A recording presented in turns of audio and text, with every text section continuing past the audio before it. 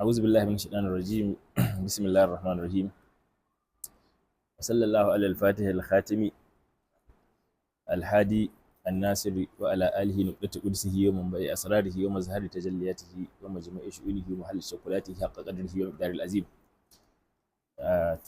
جماعة السلام عليكم. kamar yadda an ka saba karatunmu na sati-sati na ranar alhamis muna yin littattafai guda hudu ya ututul farida na ɗariƙa na fiƙihun ɗariƙa da kuma munyatul muridi shi ma na fiƙihun ɗariƙa ne, sannan muna yin annafahatul qudsiya shi kuma na tarihin Maulana Shehu Aliyu da kuma abubuwan da yayi na hidima ta ɗariƙa da faila da kuma asraran shi na sirrin faila da kuma azkaran da a cikin halara da duk dai sauran abubuwan da sun ka kunshi bayanai na halara ga baki ɗaya. Sannan na ƙarshe muna yin littafin majalisoshi na shehu, waɗanda shi kuma littafi ne wanda shi kuma Abubakar Magami ya tattara, amma dai ko da yake shi ba a kai ga buga shi bugu na littafi ba gaba ɗaya complete, amma dai an gama aikin kuma shi ma in Allah ya so muna sa ran ba da jimawa ba za a da kammala ayyukan da sun ka rage kuma za a buga shi kuma a maishe shi tamkar dai littafin na abun nan kenan. Shi ma za a kamar yadda an kai mana fatul qudsiya insha Allah shi ma za an kusa hidda shi, to kuma shi ma kaga yana kusan a ce yana tamkar zai zama tamkar abun nan, zai zama tamkar me aka ce shi wanga namu na ɗariƙa gaba ɗaya na Shehu Aliyu Harazim Jawahirul Ma'ani, yawa saboda ka san littafin Jawahirul Ma'ani ko da ma shi ma ba Shehu Tijjani ya rubuta shi ba, shi ma Shehu Aliyu Harazim ya rubuta shi, amma dai mafi yawa duk maganganun Shehu Tijjani ne, tambayoyin da aka yi Shehu Tijjani da waridodan shi da majalisoshin shi misali, to shi ma wanga littafin shi ma haka ne da majalisoshin Shehu da kuma irin tambayoyin da aka yi Shehu da irin abubuwa dai waɗanda sun ka shahi abubuwan da dai duk Shehu ya yi, da waɗanda ya ambata da waɗanda ya faɗi da kuma tarihin da ya shahi a rayuwar shi da kuma halar shi. To shi ma in Allah ya so da yake muna karanta shi tunda akwai shi rubuce, illa dai ba a buga shi matsayin irin bugu na littafi ba kafin a yi da kammala gyare-gyare. To amma sai mun kai shawarar cewa yawa saboda wanga tajallin da ya faru na zawiyar Shehu na sabunta gina zawiyar Shehu da kuma mai da ita masallacin Juma'a, to shi Shehu Abubakar Jega shi sai ya rubuta littafi akan abin da ya shahi wannan tarihin na zawiyar Shehu, ma'ana na zawiyar Qudusiyya kenan.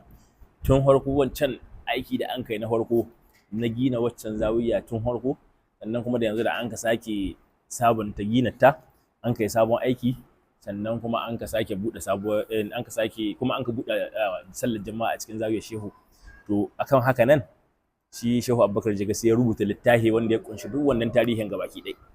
To ko da ma littafin gashi ya samu suna Tadribul Masami'i fi ta'sisi zawiyati wa tajdid bina'iha ila al-jami'i. To shi as-sunan da ya samu mai kimar na gani ko ya hito ko a ga yadda yake Tadribul Masami'i fi bayan ta'sisi zawiyati wa tajdid bina'iha ila al-jami'i. To haka littafin yake. Shehu Abubakar Jega shi ya wallafa shi kuma wanga tarihin na zawiya. To saboda haka mun kaga da yake an rarraba shi dai lokutan da an kai hidimar buɗe zawiya, amma dai da yake mun san ko da ma abun bai isa ba, sai dai yan kaɗan dai sun ka samu. To amma ko yanzu dai za a ci gaba da yi a hankali sadda jama'a sun ka shigo ziyara, to za a ci gaba da basu waɗanda Allah bai sa littafin ya kai ga hannunsu ba. Su kuma wanda annan zawiya duk wanda bai kai gare su ba sai su yi magana sai a basu don su ma su mallake shi. To amma sai muka ga shawarar cewa to ya kamata mu karanta shi mu dan tunda ba yawa gare shi ba, sai mu dan ɗauki sati guda ko sati biyu in lokacin ya bamu, sai mu yi amfani da shi wanga dama sai mu karanci littafin mu ji abubuwan da ya kunsa da kuma tarihin bayanunan da sun kunsa, da yake ya kawo bayanuna ciki ba wai tarihin ita zawiyar ɗaya shi Shehu Abubakar Jega ya kawo ba, sai da ya kawo magana ainihi tun akan asalin masallaci da kuma abin da masallaci ka nuhi, da kuma abin da ita sallar juma'a ta kunsa, da kuma sharuɗanta da hukunce-hukuncenta, sannan da asraran da dukkanin waɗanga abubuwan suke ɗauke da su, da masallacin da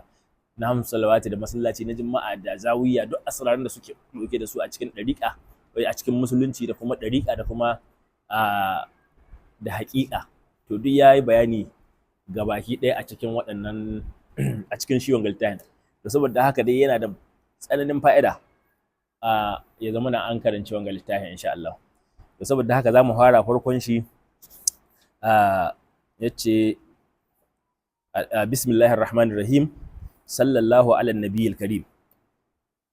To yace alhamdulillahi alladhi tajalla bi ahadiyatihi fi yawmil ahad wa bi wahidiyatihi fi yawmil isnani wa bi wahdati ahmadiyatihi fi yawmil thulatha'i wa bi ubudiyyati zatihi fi yawmil arba'i wa bi fardaniyati aliyatihi fi yawmil khamisi wa bi jami'iyyati jam'ihi fi yawmil jum'ati wa bi gawthiyatihi wa khilafatihi fi yawmis sabti wa tamma khalqi khaliqatihi fi 6 ayyamin thumma istawa 'ala al-'arshi fasawwahunna 7 samawati wa tabarakallahu ahsanul khaliqin. Kaga ga muqaddima wanda ya kawo, to muqaddima ce wadda take ba nan dai mun ka san da ita ba ko. Na san mahiya wasu daga cikin halar sun san inda wagga muqaddima take, ba nan cikin littafin ga dai ba. To amma abin da naka so mu rinka lura da shi shine sha'anin abubuwa na halara, asaran halara. Akwai abubuwa da yawa waɗanda suke duk suna nan ga hannun muridai, amma saboda ɗaya tsananin wata ranar saboda rashin kulawa ko rashin kwankwance abubuwa, to sai ya zama ma mutum shi bai ma taɓa sanin da wannan abun ba. Yanzu da mun karanta wagga muqaddama, wani kili bai taɓa jinta ba, sai ya ji kawai wani sabon abu gaba ɗaya, alhali kuma ba sabo na ba. Saboda ita wagga muqaddima duk wanda adda da'ira ta zati, ad-da'iratu zatul kubra ko, waccan ga ta nan wadda annan a cikin zawiya. To wacce ita wannan da'ira ta zati tana da muqaddima kuma tana da khatama. To in mutum ya karanta muqaddiman nan ta samanta wadda an rubuta samanta, to zai ga shine wannan muqaddima ce da a can samanta ita ce nan shi Shehu Abubakar ya ƙara rubutawa anan. Kuma guda muqaddima guda biyu ne, akwai ta sama muqaddima sannan akwai ta ƙasa khatama. To su biyu din nan Shehu shi ya rubuta guda, amma dai sai na dan ƙara bincika shin ko Shehu ya rubuta ta sama ta farko din, shi kuma Shehu Abubakar Jiga sai ya rubuta hatima ta ƙasa, ko kuma Shehu ya rubuta hatima, Shehu Abubakar Jiga ya rubuta abin nan muqaddima. Amma dai sai na ƙara bincika shi Shehu Abubakar Jiga saboda mu ƙara nan bayan na dan abin ya dan kwanta min kaɗan. To kaga daga jin wagga muqaddima zaka ji cewa muqaddima ce ba irin wadda an ka saba ji ba. Muqaddima ce wadda take ɗauke da zauƙi da kuma ɗauke da asrarai na halara, tun nan cikinta sai da an ka hitar da asraran halara ga baki ɗai. To saboda haka kaga, amma za mu karanta ta ba dai sai mun shiga cikin wani zurfi wajen bayanin abin da asrarin da ta ƙunsa ga baki ɗai ba. Amma dai farko an ce alhamdulillah, dukkan guda ta tabbata ga Allah, allazi tajalla, wanda yayi tajalli bi ahadiyatihi da ahadiyar shi Allah, fi yawmil ahadi, a cikin ranar Lahadi. Ba ita an rana ta farko ba, kaga ai farko din nan ita a ɗauke da ranar ta farko, ta ɗauke tajallin ahadiyya, ita ce ranar Lahadi. To Allah shi yayi tajalli da ahadiyya ta a cikin ranar Lahadi. Sannan wa bi wahidiyatihi fi yawmil isnani, sannan yayi tajalli da wahidiyyar shi a cikin ranar Lahadi, a cikin ranar Attanin. Saboda an ka ce ahadiyya, kuma an ce qul huwallahu ahad, to komi da komi an shahe shi, an koma cikin tajalli guda, shine na ahadiyyan nan. Sannan idan an ka ce wa bi wahidiyati fi yawmil isnin, da kuma wahidiyyar shi a cikin ranar Lahadi. Kaga an ka shiga yawmil isnin, an shiga rana ta biyu kenan ko, ranar Attanin. To ita ko ranar Attanin tana ɗauke da tajalli na wahidiyya. In ana magana tajalli na ahadiyya, to tajalli ne na guda kawai, babu wani abu in ba wannan abun guda ba misali. Amma tajalli na wahidiyya shi ma kamar ahadiyya yake, amma dai shi na rike komi ne a maishe shi cikin abu guda. Saboda shi tajalli na wahidiyya, kaga ai sai in akwai abubuwa daban-daban, to sai a haɗe su a maishe su guda, to sannan shi at-tajallin wahidiyya. Amma ana magana akan tajallin ahadiyya, ahadiyya ɗaya ce, abun nan guda shi ɗaya ne tsintsa, babu wani biyu. To sannan wa bi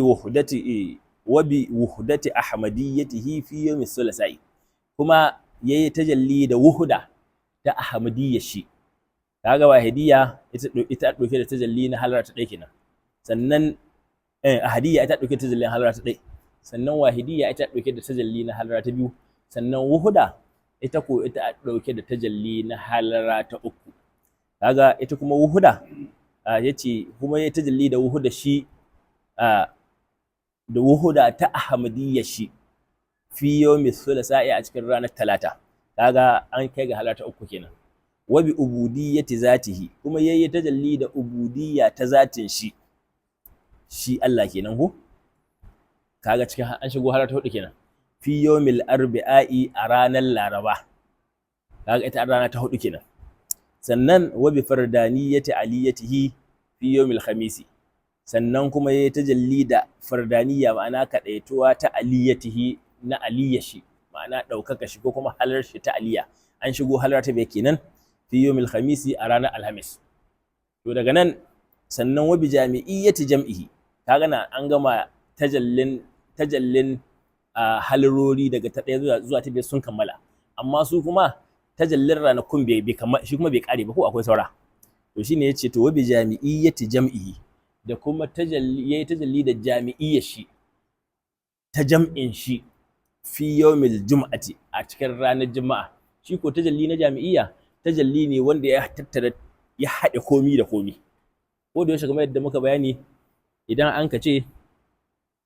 ce ita jami'iyya, to tajalli na jami'iyya ba a cewa ga wata halara su ƙara guda wadda ita jami'iyyat. A'a, sai dai tajalli ne ko na halarori guda biyu sun ka haɗe wuri guda, ko kuma a'a na halarori gaba ɗaya sun ka game wuri guda. To abunda sakamakon da za su haihuwa, to wannan sakamakon shi a tajallin na jami'iyya. To shi yasa an ka ce wa bi jami'iyyati jam'ihi, saboda ita kuma ranar juma'a rana ce ta jam'i, ma'ana rana ce wadda take ɗauke da sirrin ko kuma tajalli na ranaku guda biyu. Kaga an haɗi tajalli na rana guda biyu cikin ranar juma'a. To shi yasa ta zama rana ta jami'iyya, sai ta zama rana ta zama yawmul jum'ati, saboda wannan sirrin na jami'iyya da akwai cikin ita wannan rana ta juma'a. Sannan wa bi gausiyatihi da wa khilafatihi fi yawmis sabti, haka nan kuma yayi tajalli da gausiyyar shi, wanda aka ce ma al-gausu shine mai taimako. To yayi tajalli da gausiyyar shi, amma wanda adda muqami na gausiyya, kaga shi ya dauke da wannan tajallin gabaki ɗaya na halara gabaki ɗaya ga wannan lokacin, shi mai muqami na gausiyya kenan. Wa bi shi yasa an ka ce wa bi gausiyatihi da kuma gausiyyar shi wa khilafatihi da kuma khalifancin shi fi yawmis sabti. To yayi tajalli da gausiyya da khilafatai a ranar asabar. To daga nan kuma wa tamma khaliqatihi, sai ya cika halittar shi Allah fi 6 ayyamin a cikin ranaku guda 6, sun mastawa alal arshi, sannan yadda ya daidaita akan al'arshi.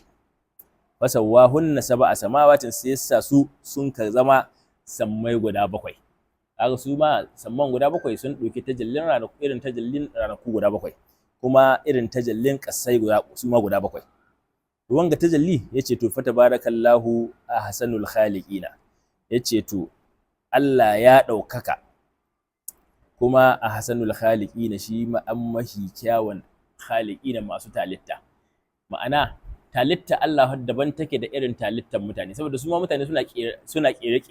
kekere abubuwa, amma irin abubuwan da mutane ka kerawa to daban yake da irin abubuwan da Allah ka talitta. Saboda ita talitta Allah talitta ce wadda take min adamin, daga abuna babu shi kwata-kwata, to Allah sai ya talicce shi, sai shi kenan sai wannan abun sai ya zamo. Amma in ba Allah ba, duk wanda zai kera wani abu, duk wanda zai talitta wani abu duniya, to sai dai ya samu wani abu ya canza mai siffa ko ya canza mai kama ya mai sai zuwa wani abu, amma shi bai iya kero abu daga babu shi.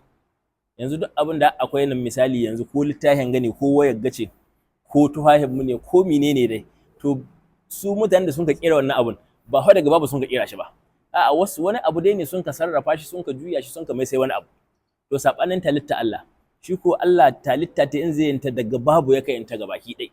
abinda babu shi sai Allah ya talitta shi ya samar da shi. To shi an mahi kyawun masu talitta shi Allah. Kaga shi akwai khalqun haqiqiyyun, akwai kuma khalqun majaziyun. To Allah shi me yin khalqun haqiqiyyun, halitta ta haqiqa. Amma duk ba wanda ba Allah ba sai dai ya khalqun majaziyun, sai ya talitta wani abu amma sai aka kama shi ya kera shi. Yanzu in kaga mota, ai sai ka ga to lalle ko turan sun kai mutagga ba karamin fasaha gare su ba karamin hikima ba, amma alhali ba haƙera ta sun kai ba, su da sun sassarrafa abubuwa ne da karahuna da mi da wayoyi da mi an ka sarrafa su an ka haɗa su sai sun ka bada wanga abu. Amma inda a ce yau to karhin nan da sun ka kera motar nan da shi a ce to su yi karhin shi za su kerawa su yi shi samar da shi daga babu, kaga daga nan magana ta kare ba a talitta komai kenan. To shi yasa talitta Allah take ta bambanta da kowace irin talitta. Wassalatu wassalamu ba su wanda ya zube da shi a bashi. Wassalatu wassalamu ba da jibra. To shehu ya ce wassalatu wassalamu tsira da abinci su tabbata alaman minhu in shaqqatil asrarul hadarati. To kaga nan shi ma bari mu karanta shi gaba ɗaya. Yace to wassalatu wassalamu alaman minhu in shaqqatil asrarul hadarati wan falaqat anwaru maratibiha wa a'dadiha fil ayyami was salawati fa ashraqatil haqa'iq bi nuri rabbiha bainal ardi was samawati wartaqat haqa'iqul ismil a'zam fi ahadiyatil jam'i wa wuhdatil jami'i wa fil qudsiyati waz zarrati wa ala alihi wa ashabihi fi sa'ir tajalliyati. To kaga nan shi ma ya dogo hatama ta da'ira, saboda can cikin hatamar ta da'ira haka hatamar ta fara ana cewa wassalatu wassalamu ala man huwa shaqatul asrari sai a hadde zuwa ƙarshen ta, amma bari mu ci gaba. Suna dan da bambanci kaɗan saboda nan ya ƙara ya dan yi ƙari kaɗan a cikin wancan hatamar sai nan wajen wagga sai an kaɗai mai ƙari kaɗan don ya dace da wanga sai yaƙin. Yace tsira da aminci su tabbata alaman minhu in shaqqat asrarul hadarat. Yace to tsira da aminci kuma su tabbata kaga nan an dabo kuma cikin salatul mashishiya, kaga can cikin daga cikin salatul mashishiya ce an ka debo an ka hada ta cikin ita wagga hatama ko to cikin ita wanga salatin. Yace to tunda salatul mashishiya ana cewa Allahumma salli wa sallim ala man minhu in shaqqatil asraru wa falaqatil anwaru wa fihi taqatil haqa'iq wa tanazzalat ulum adama fa azal khalaiq wa lahu tada'alatul fuhum falam yudrikhu minna sabiqun wala lahiqun fariyadul malakuti bi zahir jamalihi mu'anqatan وهياد الجبروت بفيد أنواره متدفقة ولا شيء إلا هو به منود إذ لو الوسطة لا ذهب كما إلى المسود har dai zuwa ƙarshe.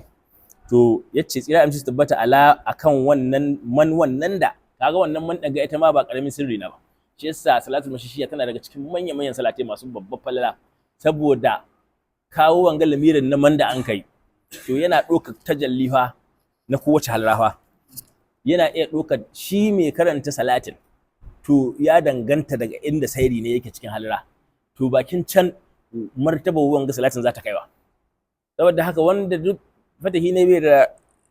bai da ƙarfi cikin halira to shi ma salatin iya kan tashi ya samu irin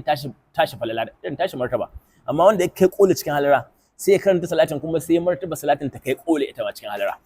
To yace ga wannan da minhu daga gare shi ne al asraru hadrati asirrai na halira in shaqqat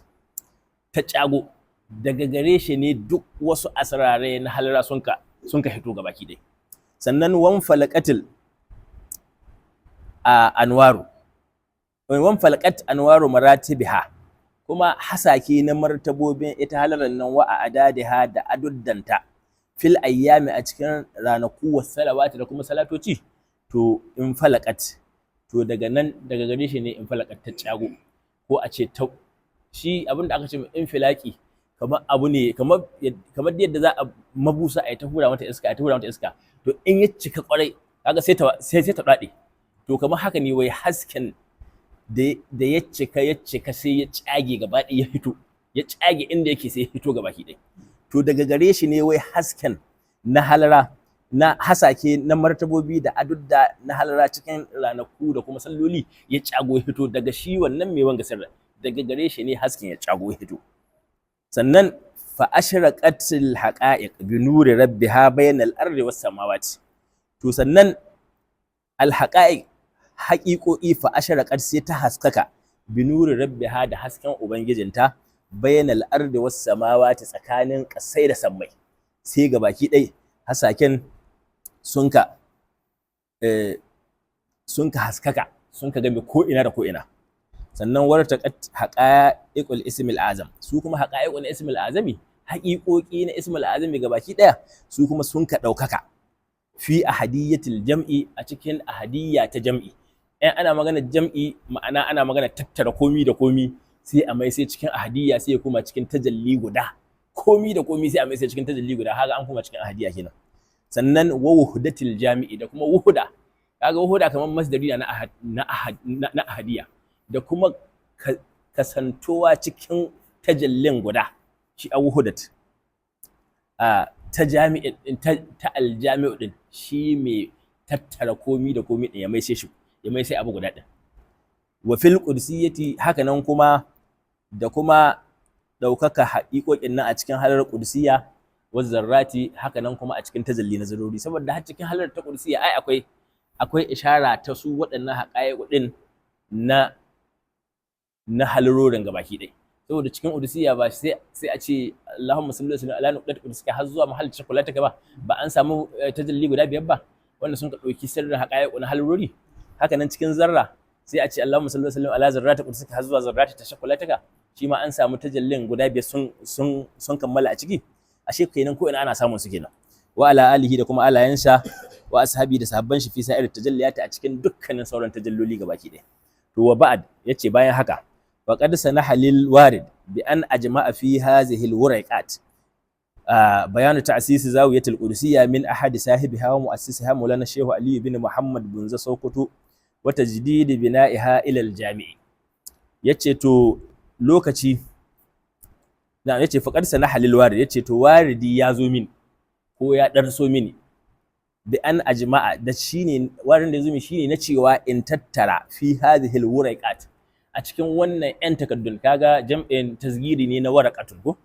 a cikin waɗannan 'yan takaddun in tattara bayana ta'asisi zawiyati qudsiya, bayanin assasa zawiya ta qudsiya min ahadi sahibiha tun zamanin shi mai halar yana raye shine Maulana Shehu Aliyu qaddasallahu sirruhu wa mu'assisuha, kuma wanda ya assasa ita wannan zawiyar ta qudsiya shine Maulana Shehu Aliyu bin Muhammad bin Sokoto qaddasallahu sirruhu. Sannan kuma wata jidida bina'iha da kuma jaddada sake gina ita wannan zawiyat ilal jami'i zuwa maishe ta masallacin juma'a. Kaga da masallaci ne hamsu salawati da kuma zawiya ce wadda aka wazifa da zikirin juma'a, da kuma an ka jaddada gina ta kuma sai an ka maishe ta masallacin juma'a. To yace wasan maito ha kuma na sa mata suna tadribul masami'i fi bayani ta'sisi zawiyati wata jididi bina'iha ila aljami'i. Yace ji yadda almasami kunnuwa dadi, ji yadda kunnuwa dadi a cikin bayanin assasa zawiya da kuma jaddada gina ta zuwa masallacin juma'a. Kaga ko littafin sunan yayi dadi kwarai. Kaga saboda haka to yanzu za a shiga ciki kuma za ka ji yadda irin waridoda da ka bayyana da zauki da ka hita a cikin waridodan shi Shehu Abubakar Jega, wanda yake kai ka san in ba maftuhi ba kuma maftuhin arifi kuma na zamanin da ake ciki ba, to irin wannan waruda wallahi ba su fituwa. Saboda za ka ji wasu waruda cikin bayanin da za a kawo akan abin da ya shahi shi masallaci da kuma abin da ya shahi zawiya da kuma abin da ya shahi masallacin juma'a da kuma sallar juma'a. To za a warware bayanuna cikin su, amma kai ka san tun za a yi bayani na zahiri kan wanda gashi na rubuce cikin littafin zahiri, amma za a yi bayani na zauki na fatahi wanda kai ka san in ba arifi ba maftuhi to babu wanda irin wannan waridi Allah zai kawo mishi a cikin zuciya ta. To shi yasa yake da muhimmanci duk dan halar yayi kokari ya fahimci abin da littafin ya kunsa. Yace to qabla shuru'i fil mawadi'i, yace kahin shiga a cikin bangarorin abin da littafin ya kunsa,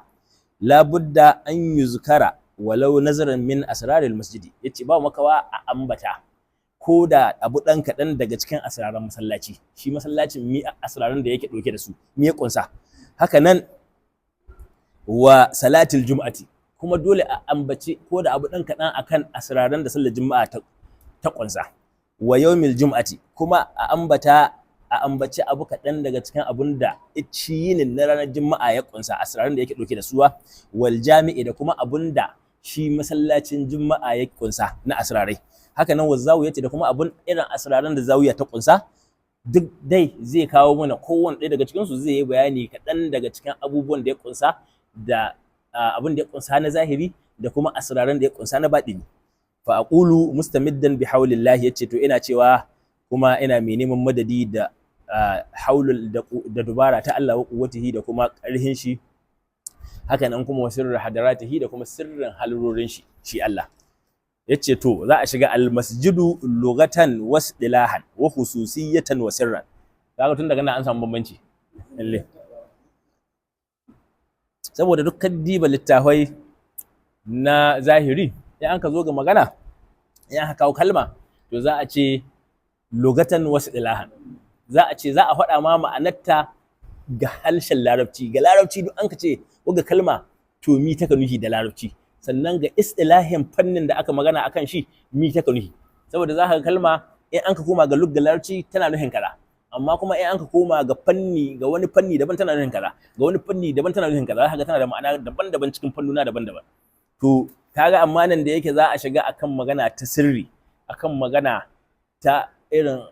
hususiyar da Allah ya ma shi Shehu Abubakar Jega na warware asraran halara ga baki ɗaya, to kaga sai ya ce to zai faɗa mana abin da kalmar masallaci ta kanuhi lugatan, ma'ana ga harshen larabci an ka ce almasjidu mi ya kanuhi, sannan wasdilahan kuma ga sayaki na musulunci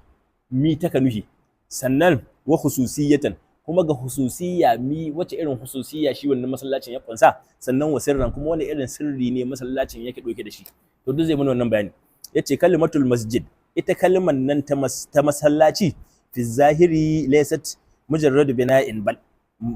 bal ramzul li ibadatillahi subhanahu wa ta'ala. Yace ita wannan kalma ta almasjidu ma'ana masallaci fi zahiri ga zahiri to laysat mujarrad bina'in, ba wai kawai tana nufin gina ɗaya ba,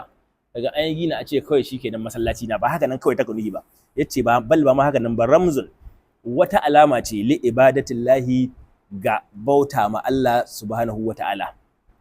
sannan kuma mahallu ijtima'il muslimina, kuma wuri ne na taruwan musulmi li taqwiyati alaqatihim bi rabbihim, don karfafa alaqar su musulmin nan da ubangijinsu.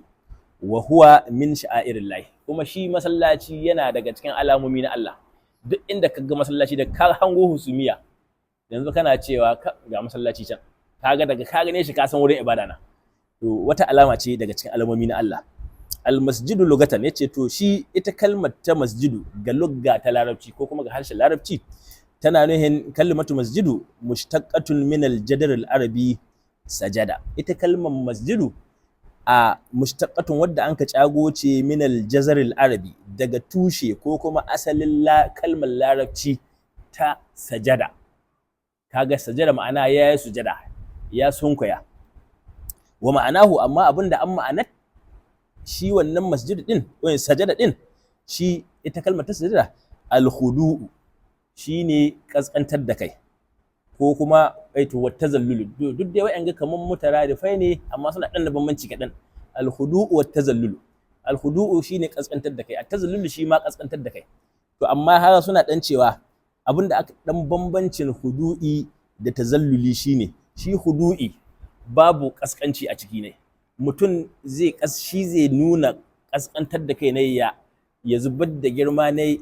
saboda mi, don girmama Allah ko kuma don girmama wani wanda zai girmamawa, amma girman nan da zai bashi shine saboda Allah, ba wai don komi ba. Amma shi kuma tazalluli shi yana iya ɗaukar siffa ta walakanci, saboda kaga in wani mai mulki ya zo yana iya zuwa an zazzanna bisa kujera, ana zuwa a ce kai ku sauka, a walakanta ku saboda mi an cewa ba ku da girma, haka mai girma ne ya taho. To kaga wannan tazallulin ana iya sa ka yi shi dole, kuma bisa ga siffar walakanci misali. Amma khudu'i shi mutum shi zai yin wannan kaskantar da kai ne don mi, don saboda Allah, ba don kun yi ba, don ya samu falala. Shi yasa malamai suka cewa yace suna cewa kullu tazallulin khudu'un, amma wa laysa kullu khudu'in tazallulun. Dukkanin khudu'i tazalluli ne, amma kuma ba dukkanin tazalluli ne. Na'am, haka ne ko? Dukkan tazalluli hudu'i ne, amma ba dukkan tazalluli a hudu'i ba. Duk wanda kaga yayi hudu'i to ya kaskantar da kai ne zuwa ga Allah, amma ba kuma dukkanin tazalluli ne ba mutum ya faɗi ya ta ba da girma ba duk shi a hudu'i ba. Saboda kana ga mutum, in mutumin duniya zo a faɗi a ta girma shi aimi, amma can ga zuciya ba a ganin girma ne ha. Kaga wannan to ba hudu'i na ba, saboda shi hudu'i akwai tsoron Allah ciki ne. To kaga yace to shi wannan kalmar ta sajada, to abinda an ma'ana ta kenan. shine izharu zulli wa inkisari, shine bayyanar da kaskanci da kuma karya. To ka gani, saboda haka shi an ma'anar sajada din. Istilahan, ita kuma abinda an ma'anar kalmat ga istilahi na musulunci shine al-makanul ladhi yusjadu fihi lillahi, shine wuri wanda aka yin sujada ko kuma wanda aka yin sallah fihi a cikin shi lillahi saboda Allah. To shi an al-masjid, shi an masallaci amma ga addinin musulunci. Yuqamu fihi salawatul khams, ana tsaye da sallolin farilla guda biyar a cikin shi, wa zikiru da kuma zikiri, wa tilawatul qur'ani da kuma karatun qur'ani, wa sa'iru anwa'il ibadati da kuma dukkanin sauran nau'o'a na ibada kamar wazifa da lazumma da zikirin juma'a da duk sauran aiki na ibada dai wanda aka yi a cikin masallatai. To hususiyatan wa sirran, to amma idan an ka zo ga hususiyyar da masallaci ya kunsa da kuma sirrin da masallaci yake dauke da shi, yace to wal masjidu li zahiri shari'ati, idan kun ka ji an ce al masjidu to ana magana akan zahirin shari'a. Saboda haka yanzu nan wanda ba dan dariƙa ba in ya zo nan wurin ga daga ya zo nan zawiya shehu sai ce kai amma masallacin nan yayi kyau saboda shi zahirin shari'a shi ba kyau wanda sun daga ya zo nan masallaci ya gani. To kaga ga zahirin shari'a ana ce mai masallaci, saboda haka yanzu don ka ce burin masallaci ne to kai daidai, baka yi kure ba, saboda daga zahirin shari'a masallaci ne. Sannan wal jami'u li batiniha, in an koma ga batinin shari'a to sai a ce al jami'u, sai a ce mai masallacin juma'a. Kaga ya samu ƙarin ɗaukaka kenan. Saboda haka yanzu na wani zo ne sai ce kai ai ko jami'in ga yake masallacin juma'a ga yake, kaga ya faɗi darajar ce wadda ta hi zama ne masjidu kawai. To sannan wa zawiyatu li sirriha, shi ko zawiya ana cewa zawiya ne li sirriha saboda sirrin da ita zawiyar ta kunsa ko kuma saboda sirrin da shi masallacin ya kunsa. To ita zawiyat yanzu nan wanda addu dan dariƙa, musamman wanda dan halarar qudsiya yana zuwa nan sai ya ce kai duk ma dan dariƙa tijaniya kawai yana koma wali, koma dai duk wanda adda alaka da waliyai yana zuwa nan sai ya ce kai amma ko zawiyar ga ta yi kyau, kaza an gyara zawiyar ga. To kaga wannan shi ya koma ga sirrin wurin kenan, saboda ga zahiri masallaci ne, ga batini masallacin juma'a ne, amma ga haƙiƙa zawiya ce. To wahiya zahiru dariqati aidan, to wannan kuma da an ka ce wai masallaci, da an ka ce zawiya, to shi ma ga muqami an ka dawo ga dariqat, to shi ma muqami ne na zahirin dariqa. Shi ma nan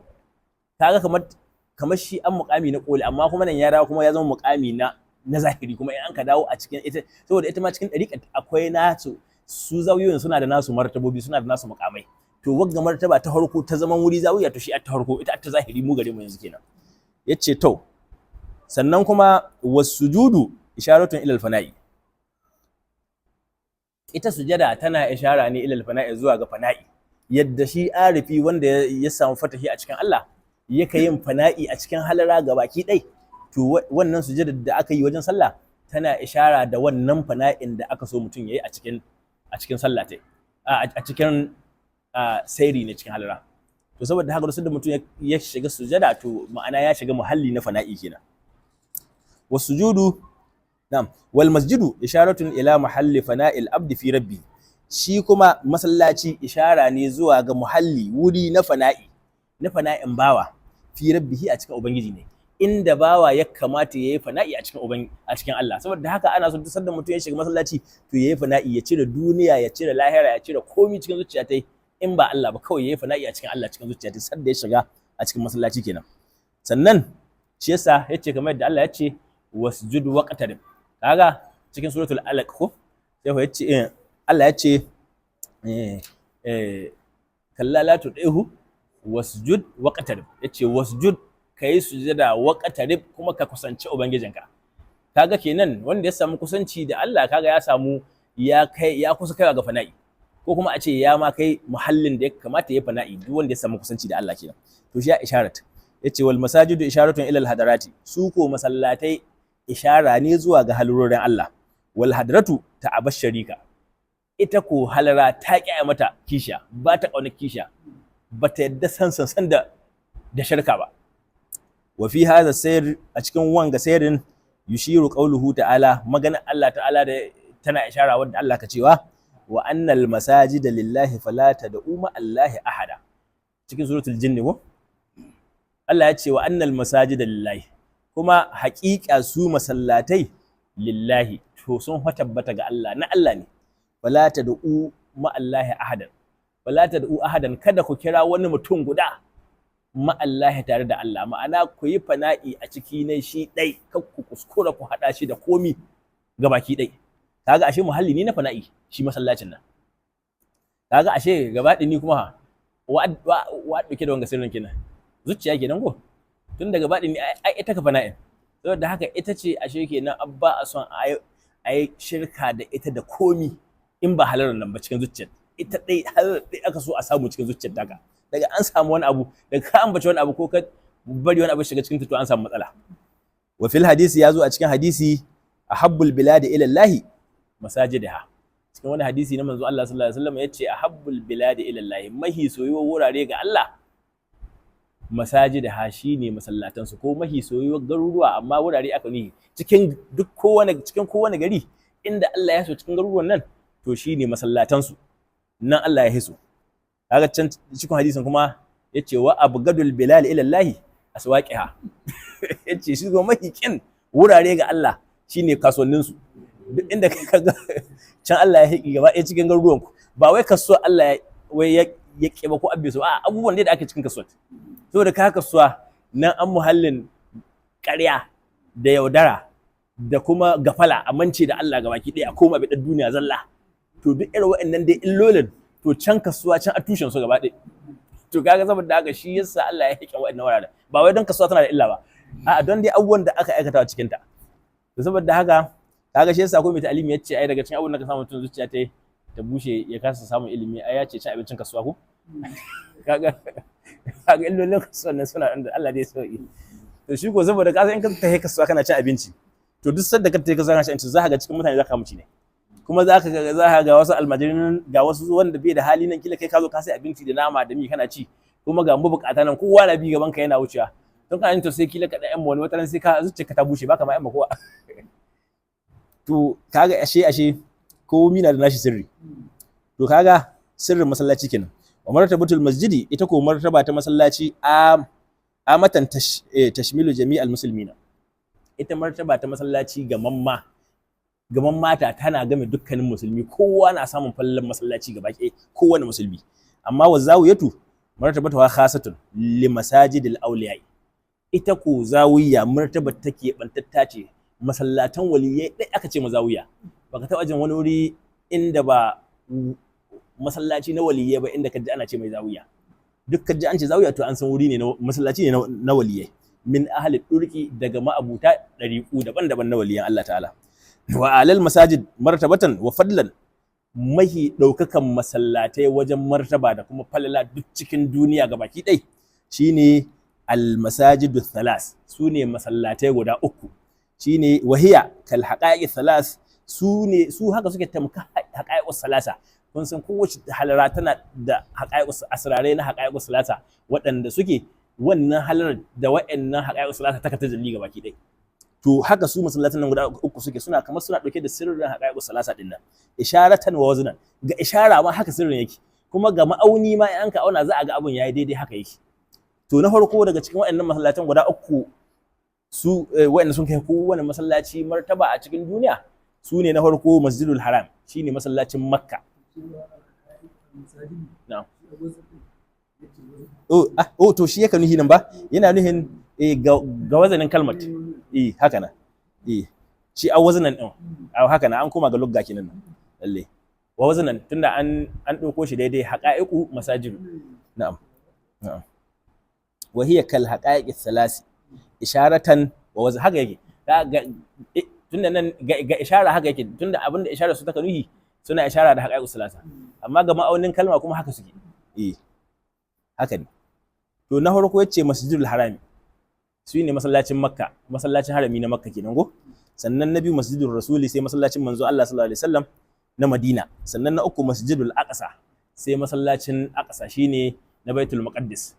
wanda yanzu haka Yahuda sun kulle shi ko. An ce gaba ɗaya azumin gaba ba su bari an kai sallah ciki ne ba, gaba ɗaya sun kulle shi, sun ka kawo sojoji da bindigogi da komi an ka hana. Kuma wani ma an faɗo wani rahoto an ka ce wai yanzu haka wai suna nan su Isra'ila, wai suna can suna gina ta ƙarƙashin ƙasa, suna son sai in sun ka iya kaiwa daidai ƙasan masallacin, za su sa bumabumai sai su rushe shi gaba ɗaya, sai su ce wai Iran ta kawo hari ya hwada mai roshi saboda su kasan sun ce har yanzu yana daga cikin nan inda shi masallacin Masjidul Aqsa din to nan gina Annabi Sulaiman take wadda abin ganda Annabi Sulaiman ya gina masallacin Annabi Sulaiman ya gina to saboda haka su temple suka ce mai to sun ce wai in ba roshe masallacin ga son kai ba sun ka saki gina waccan wurin na ibada na Annabi Sulaiman wanda gina ba to ba ne aka ce Mahdi bai tawa Annabi ka san su ma suna cewa wai su suna jiran wai ya taho su ma kiristoci suna jiran wai Annabi Isa ya taho kuma musulmi suna jiran Annabi Isa ya taho kuma kowa gane yake wai in ya taho shi zai cewa shi adda gaskiya zai tabbatar musu da gaskiyar su sai komi ya tabbata dole a sallama a bi su to shi na wai kuma kowa kokarin yake wai shi ya bi hanyoyin da zai bi su ga tasu ga nasu addini abinda sun ka ce wai bai zuwa sai sadda an ka rushe masallacin nan an ka sake gina waccan gina ta Annabi Sulaiman to shi nasu plan to mun san Allah bai bari in Allah ya so duk da su to kaga an ce ga martaba an ce duk wanda ya salla masallacin Makka yana da lada 100 ko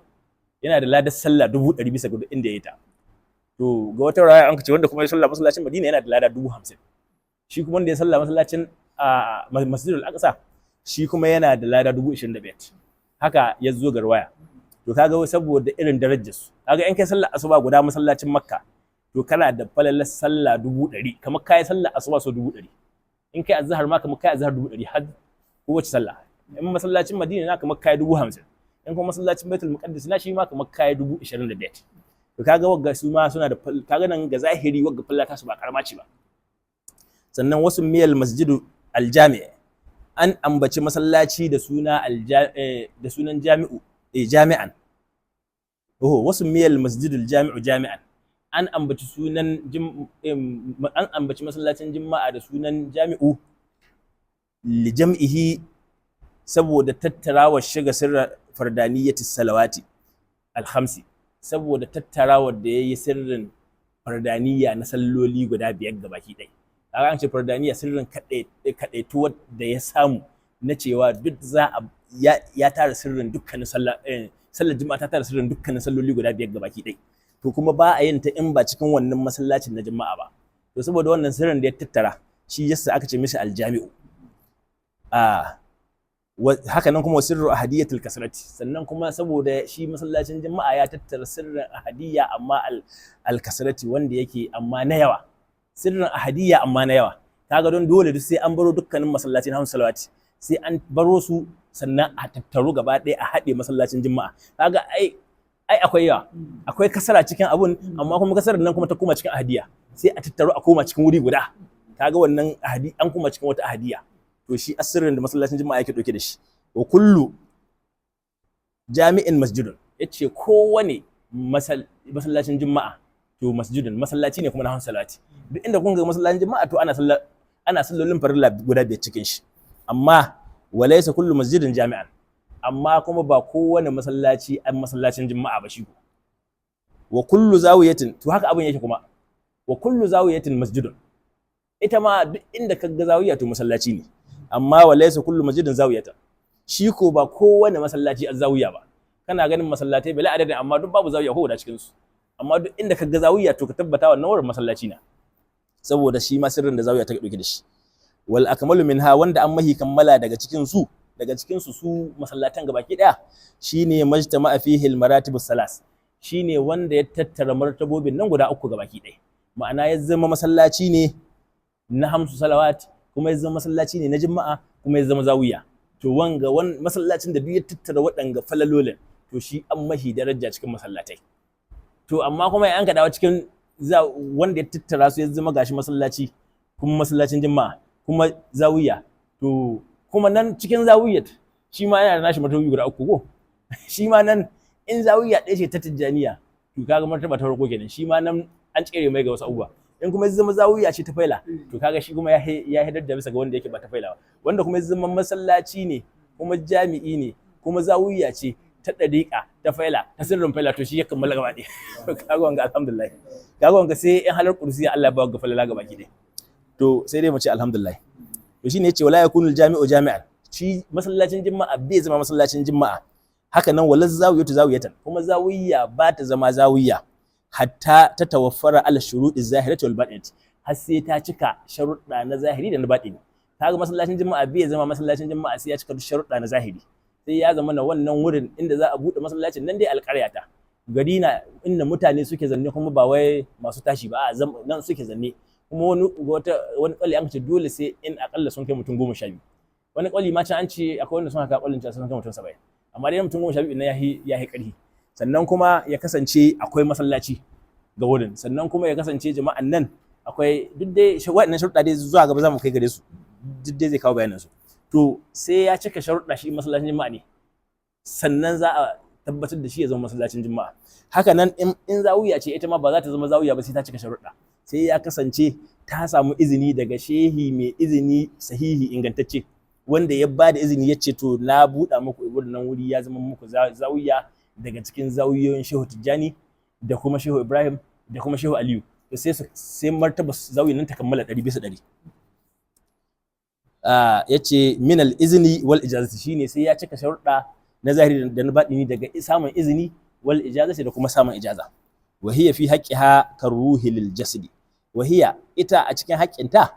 karuhi lil jasadi, tamkar ruhi ne lil jasadi ga jiki. To ita mi kenan, ita zawiya kenan ko shi izinin dai ko ijazat. To haka ne, ijaza ita adda wannan sirri kenan, ita tamkar ruhi ga jiki, ma'ana ita ijaza ita tamkar ruhi ga zawiyat. In an ka ce ga zawiya ba ta da izini to ba ta da ruhi kenan, ba za a samu sirrin da aka fida a cikin ta ba lalle. To saboda haka yace wa in khala minha, idan ko tayyohinta minha daga wannan izinin,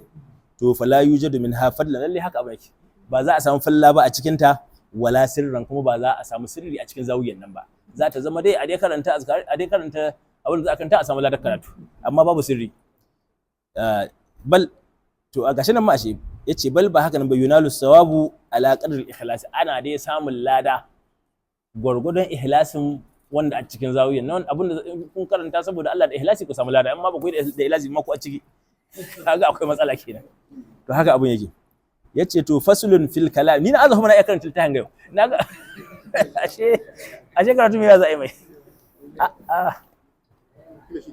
faslun shi dai zamu yi sai mun gama shi. Ai mun kace mu hada shi da wancan abun duk zai zama, amma ai mun kare shi sannan sai mu koma ga wancan insha Allah. Wallahi ya karatu da yake ba zai ba ko. Faslun fil kalami anil jum'ati wa yawmiha wa salatiha. Ya ce wanga fasali zai magana akan juma'a da kuma akan ita ranar ta juma'a, sannan wa salatiha da kuma akan ita sallar ta juma'a. To wa yawmul jum'ati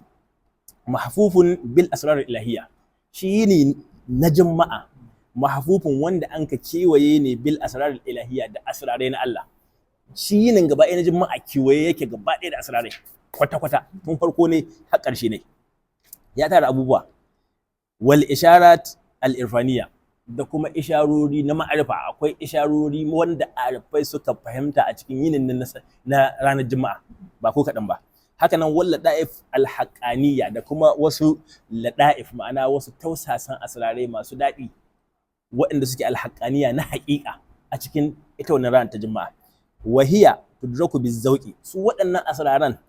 da lada'if din da isharorin, to ana idrakin su, ana gane su ne bizauqi, amma da zauki, sai wanda adda zauki na halara, sai wanda ya samu fatahi har zaukin halara yana soka cikin zuciyar shi, to har shi ka iya gano irin waɗannan asraran da a cikin yinin juma'a. Amma in ba haka nan ba, kana musulmin ka fakat, kana ami ko mahjubi, to lalle kai dai an dai ce ai to kana yi shikenan. Ka cika kan dai a ce baka cika sharadi ba, babu zauki ballantana a samu sirri. Haka nan wan naqali min al hadarati, sai wanda yake ba a da suka waɗannan abubuwan, sai wanda adda zauki da kuma naƙali daga halarori, ma'ana wanda ka cirato asraran halarori daga ma'abutansu. To shi iri na ɗaya ka iya fahimta ko kuma ka iya gano waɗannan asraran min dariqil waridati, amma ta hanyar waridodi na halara ta Allah. Sai wanda zai samu fatahi, zuciya ce tana karɓar waridodi ladunniya, waridodi daga halar Allah suna sauka cikin zuciyar wannan arifin. To irin wannan arifin shi ɗaya ka samu irin waɗannan shi ka idrakin irin waɗannan asrara. La min dariqir riwayati, to irin wannan asrare ba wai ana gano su ne ta hanyar riwayoyi, kakkace zuwa za kai ka karanta cikin littafai kaga abin da annan duk ko kace kowane irin sirri ba an ce akwai sirri ba, to za mu bi da littafai mu gani kai ta karatu littafan ka haka karanta littafan duniya ba za ka ga wani sirri ba saboda Allah na sokar da wasu asrarai ko da ma ai shi amma na sirrin to da abinda an ka ce rubuce yake to ina ya zama sirri kuma kaga bai zama sirri ba sai abinda dai Allah ya boye shi sai dai ya saukar da shi cikin zukatan bayi ne kuma su in ya saukar da shi cikin zukatan nasu su suna da yaqini wanga waradin daga Allah yake wanga sirrin haka daga Allah yake haka Allah ya bayyana musu da shi to kaga saboda mi don su Allah yake banta da shi inda abin a ce wani ya ji ana sai ya karanta saboda shi Allah bai keɓance shi da samun wannan fallar ba to haka abin yake yace to qad sumiya yawma habi yawmil jum'ati an ambaci wa qad sumiya yawma habi yawmil jum'ati sarihan min al hadaratil ilahiyya an ambaci sunan ranar juma'a da sunan da cewa shi juma'a bayyane ƙuru'uru an ka ambace shi min al hadaratil ilahiyya daga halara ta Allah cikin Qur'ani Allah ya ambaci sunan juma'a da cewa juma'a ta ko ya ayyuhal ladzina amanu idza nudiya lis salati min yawmil jum'ati kaga cikin Qur'ani an ka faɗe ta ga hili ko to yace haka lijtima'il asrar fi saboda tattaro asarrai a cikin wannan yinin na juma'a wa hiya yawmul jam'i sagir to ita ranar juma'a ita an ranar taruwa amma karama ma'ana ita an ranar tashin kiyama karama yadda kasar ranar tashin kiyama kowa za a haɗu za a taru to wai juma'a ranar juma'a da ran da kowa duk musulmai ka taruwa su ban masallatan su gabaki ɗai na hamsalatu duk su tattaru masallacin juma'a to ishara na ga waccan ranar ta tashin kiyama wadda za a haɗuwa kowa a haɗu wuri guda to kaga kaɗan daga cikin sirrin da take ɗauke da shi kenan kuma yace to shi ita ce kuma azzalika yawmut tagabun to kaga wanga waradi shi ɗaya babbana kaga duk malamin da zai fassara ma zalika yawmut tagabun sai ce ma ranar kiyama ta babu makawa ranar kiyama ta ita yawmut tagabun to amma nan gashi shi Abubakar Jaga ya hoda mana wani waridi wanda halara ta sako mai na cewa zalika yawmut tagabun wallahi ranar juma'a ita yawmut tagabun saboda ranar da aka yi mutane ana cewa kamun ga ko ni ban san wata kalma ta Hausa ba in man cewa kamar Hausa Sokoto ta alaji kamun ga dinga ita ta Sokoto ko lalle to ni sai naga kamar dai yara ba su iya gano kamun ga dinnan yanzu lalle wale a'a ba yaudara ba ai shi ai yaudara shi wanga ranar abinda dai wasu ka fassara ta in ba fassara ta kalma ba ana cewa ranar babban cin riba da kuma babban hasara saboda ranar wanda ya dace zai ci ribar da ba a taɓa samun irin ta ba makila shi ko wanda ya rasa ta zai yi babban hasarar da ba a taɓa irin ta ba yau to kaga shi ayyumu ta gabana din to yace ai ranar ta jama'a ita ayyumu ta gabana din ba sai an ta lahira ba ko can lahirar ita babba kaga wagga amma ita a karama yawmu ta gabana ta karama ita ranar juma'a ita kuma ranar kiyama ita ayyumu ta gabana babba to kuma haka abun yake to ina na kenan yawmu ta gabana din ina na ita ranar juma'a ta zama yawmu ta gabana tunda dai duk musulmai suna zuwa sallar juma'a to kaga an ga ce juma'a sallar juma'a ɗaya ta aka samu cikin ranar juma'a ashe bata zama yawmu ta gabana ba amma saboda bancin sallar juma'a ai ana zikirin juma'a to wannan falalar da aka samu wadda kowa duk mahiyan musulmai ba su ma san ta ba su kuma sun kareta ta wasu kuma sun yi watsi da ita to ranar ta gamu kenan nan na aka tafka babban hasara kuma wanda Allah ya mu arziki suna halattar wannan zikirin juma'a su ko su ka tafka babban arziki wanda ba a taba samun iri ne ba to kaga sai ai sai ai ta samun wannan kamun ga ko na'am to ranar ƙwaruwa ko haka nan kaga wanda ya sa'a ya ƙwaru wanda bai sa'a ba lalle tana ɗauka haka a'a ba ita ba yau mutum lasra'il ita an ran tuna asiri ko insha Allah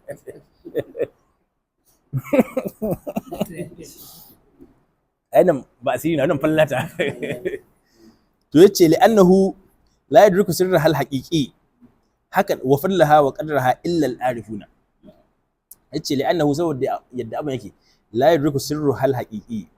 babu mai riskat sirrin ita jima'an nan na haqiqa wa fadluha da kuma falalatta wanda ta kunsa gaba ɗaya wa qadruha da kuma darajarta ita jima'an nan illa al-arifuna sai ho arifai wallahi su ɗaya ka iya idrakin irin sirri da falala da ita ranar jima'a take dauke da shiya haka nan waka sirrun minan nasi an zalika gafilun kuma zai yawa daga cikin mutane rafkananni ne daga wannan fallar ba su ma san da ita ba gaba ɗaya wasu kuma sun jiya amma da sun rafkana suna cin wasu harkokin duniya sun ɗauke musu hankali ko kuma sakarci ko kuma kasala ko kuma dai abubuwa daban-daban da za su hana mutum ya samu wannan fallat. Yace to fa hasalal gubnu bainal arifi wa ghairihi, sai al gubnu kwaruwa, wannan kalmar ga ta min daɗi, sai ta tabbata bainal arifi, tsakanin arifi wa gairihi da wani shi. Kaga arifi wanda ya gano wannan falal da sirri sai ya kwari wanda ba arifi, wanda shi ko bai san wannan falal ba, kaga shikenan sai ya tsere, sai shi ko wancan yayi babba hasara. Wa min asrariha, daga cikin asraran ita wannan ran ta juma'a, annaha tahmilu sirral yawmaini, cewa ita ran juma'a tana dauke da sirrin ranaku guda biyu. Haka nan wasab'il lataini yu'aqibani al-khamisi fi tartibil adadi wa tasmiyatil ayyami, tana ɗauke da sirrin ranaku guda biyu a cikin ta ita ranar juma'a. As-sitti ko yau ni bata abin gamban hadi as-sitti ba, as-sitti was-sab'i, tana ɗauke da sirrin rana ta 6 da kuma rana ta 7, allataini waɗanda suke waɗannan ranakun guda biyu yu'aqibani al-khamis fi tartibil adadi, suna bin ranar alhamis a cikin jerin lissahi. In an ka ce yawmul ahad rana ta 1 kenan, yawmul isnin rana ta 2, yawmul sulasa rana ta 3, yawmul arba'a rana ta 4, yawmul khamis rana ta 5. To me kuma a ce yawmul sitti rana ta 6 ita a juma'a kenan, sai an ka ce a yawmul juma'ati ranar tattarawa, ranar da an ka hada rana guda biyu cikin ta, sai ta zama tana dauke da sirrin yawmul sitti wa yawmul sab'i, tana dauke da sirrin rana ta 7 da kuma sirrin rana ta 8 ita ranar juma'a. To kaga wanga sirrin shi ma yana ɗaya daga cikin karamomin shehu. Duk waliyai ni dai ban taɓa ji ba, baka taɓa jin waliyin da ya bayyana da wanga sirrin na ranar juma'a ba, na cewa ranar juma'a fa da kuka gani ba rana guda ta ba, rana biyu na annan wuri guda, shi yasa ta zama yawmul juma'a ta. Kuma kai daga ji ka san haka abun yake fa, babu ko tantama ciki. To kaga shehu ya ce to tana ɗauke da sirrin ranaku guda biyu. To saboda haka fasarat ayyamul asbu'i 8, sai ranakun sati guda sun ka zama rana 8 na, ashe ba rana 7 ba. Ashe da muka lissahi muna cewa rana 7 su a sati guda, ashe lalle cikin satin nan guda yini 8 na. Shi kuma wala yaliha 7, amma ranakun darren yini dare 7 na, ba 8 na ba su. Shi dare bai da wannan sirrin, amma ita rana ita dauke da wannan sirrin ta ya kai har cikin kudusiya kenan. To kaga ga zahiri sai aka mace rana ita dauke da sirrin asma da sifatu, to amma kuma ga adadi kuma ta kai kursiya. Shi ko dare sai a ce shi ya dauke da sirrin zati, to ai zatin na tun da shi 7 na lalle shi an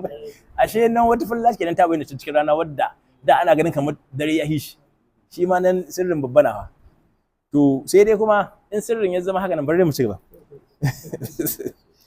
Yace wa fi hadha sirri shiru qawluhu ta'ala. To kaga yanzu nan abinda aka duk sadda an kawo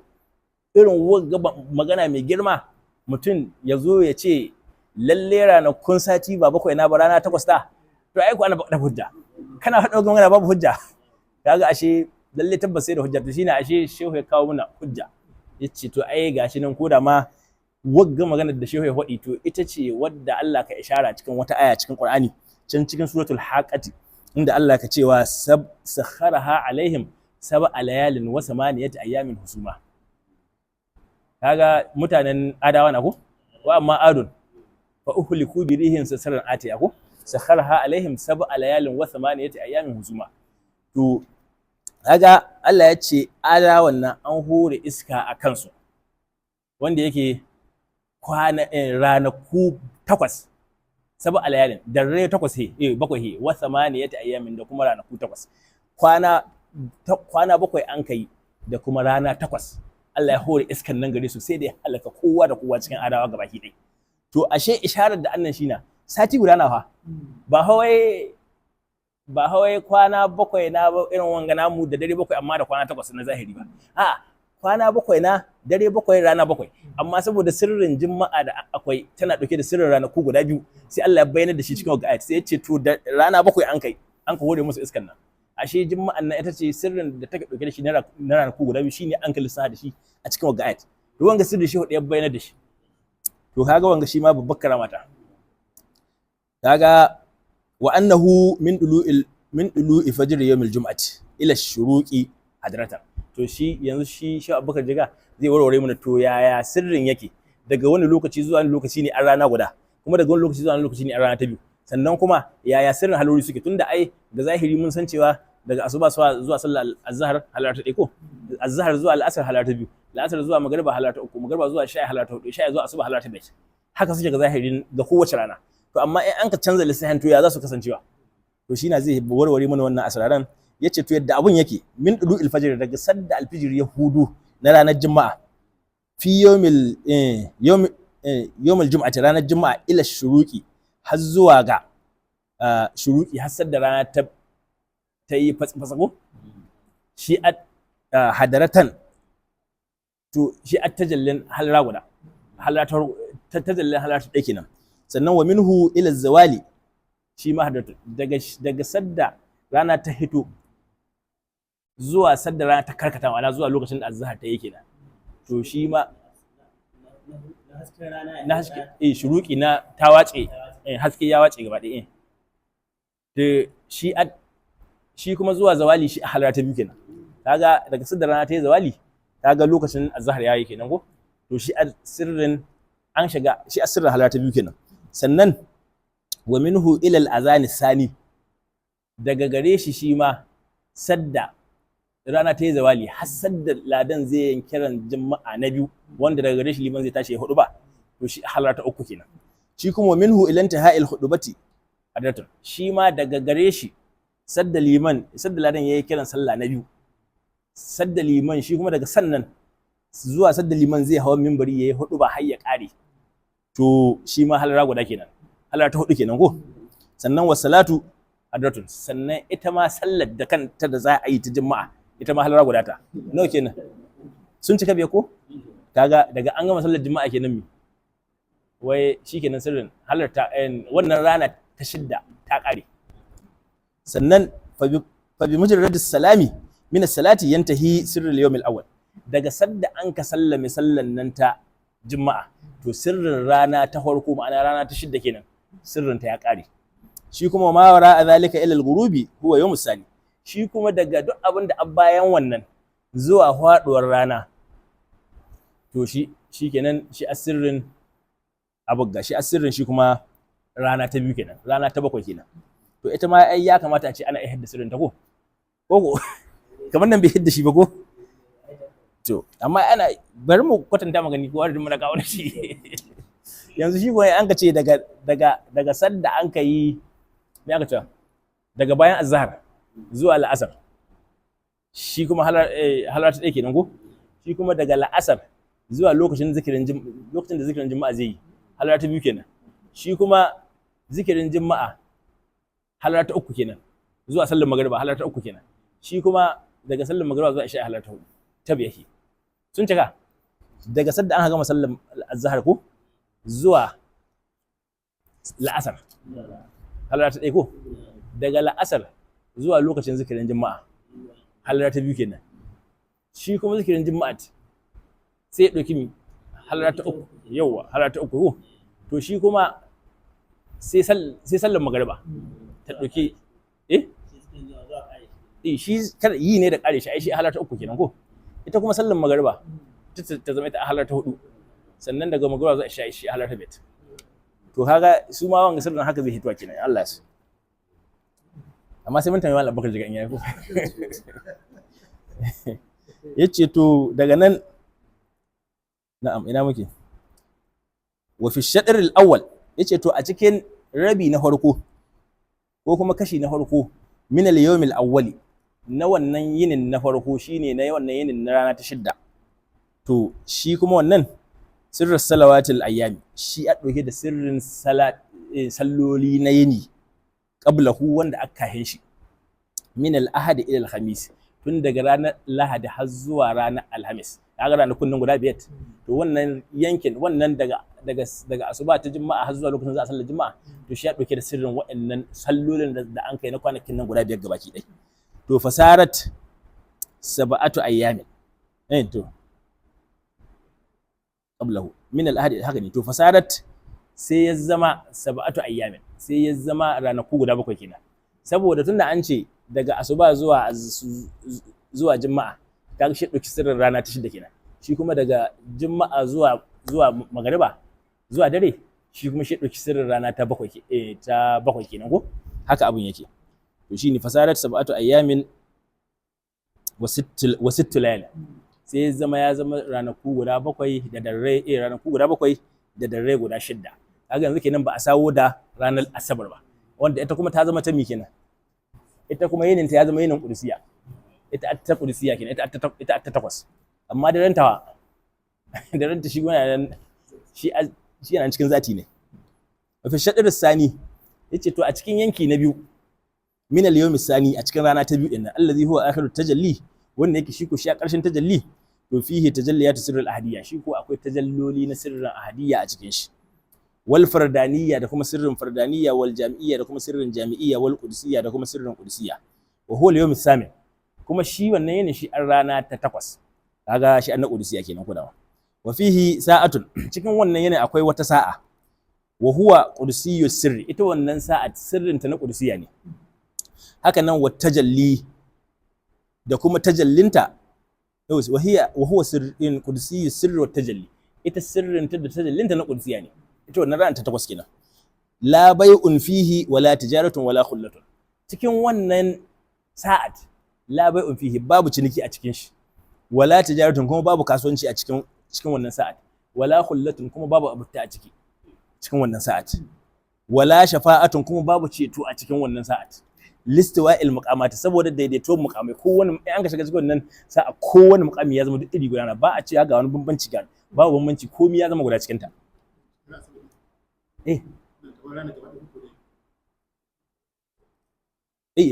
Rana gaba ita muka magana akan ta, sirrin rana yake magana kenan. Amma tsaya mu gani kan mu ƙara abin ga huwa yawm samin ku wa fihi sa'atun wa huwa qudsiyyu sirri wat tajalli. To lalle haka yake, asabar ta kai magana, amma bari mu sai mun kai karshen karatun. Ka san wata ran yadda mallan ka cewa na akwai karamar mai littafi, sai ka zo ka tambaya kuma abin da za a faɗi shi na ka tambaya ko. Bari mu ci gaba mu je karatu mu ja. To yace wannan tana dauke da wannan sirrin kenan, wanda komi duk mukamai sun daidaita a cikin ta.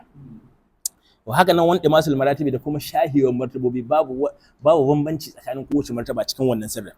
Haka nan wantifa'us nasabi, kuma babu unhwanin nasaba a cikin wannan martaba yan haka gare ta. Haka nan wa'adna ma yanalu fihi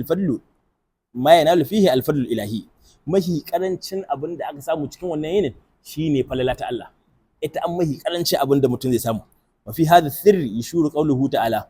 cikin wanga sirrin ne magana Allah ta'ala ta ka ishara, inda Allah ka cewa rijalul la tulhihim tijaratun wala bai'un an zikrillah, mazaje ne waɗanda suke tijaratun kasuwanci, wala bai'un ko ciniki, la tulhihim bai shigaltar da su an zikrillah daga barin zikirin Allah. Komi akai in dai lokacin zikirin nan yayi, to za su aje su ta zuwa zikirin nan nasu. To kaga wanga ko daga cikin ishara ta kaga musamman babu wanga sirri ya sauka gare su, kamar wanda a tsare da kamar ɗan dariƙa wanda a tsare da sirrin su, za ka ga lokacin nan na, tunda shi lokacin juma'a ya zama amatan duk na gama gari na, amma lokacin zikirin juma'a wanda kuma gashi an san manzo Allah ya hadisai da yawa sun zo sun yi bayani akan cewa wannan sa'a ta juma'a ta gab da magariba, to tana ɗauke da sirri, tana da wata sa'atul ijabati cikin ta, wadda take ba a samu wannan sa'in ba wannan lokacin ba, wadda kuma manzo Allah ma ya yi ta kwadaitar da cewa daga lokacin nan yayi duk abin da mutum kai ya koma ta roƙon Allah cikin ta. Wani hadisi ma manzo Allah ya ce duk wanda ya dace da wannan sa'at kuma yana cikin masallaci yana sallah ko kuma yana addu'a, duk abin da ya roƙi Allah sai ya biya shi, ga zahiri kenan ko. To amma za ka ga wannan sa'at, wannan awad, in ba wanda Allah ya ma arziki dan dariƙa ba, babu wanda ya damu da ita. Kowa in dan kasuwa na, za ka ga daga lokaci yana cin kasuwa na harkoki ne, in ma'aikaci na, in ma wanda bai da aiki na, ana ci ana hira, ko ana cin ana wani shagali, ko ana ci ana wani lissahi. Wasu masu buki ma ba su sai ma lokacin da aka sa buki, sai lokacin da aka sa dina ba dina ba, me aka ce me, ko dai lancin na kuma na, sai lokacin nan daidai ana ram juma'a ana gab da magarba sannan za a fara buki misali.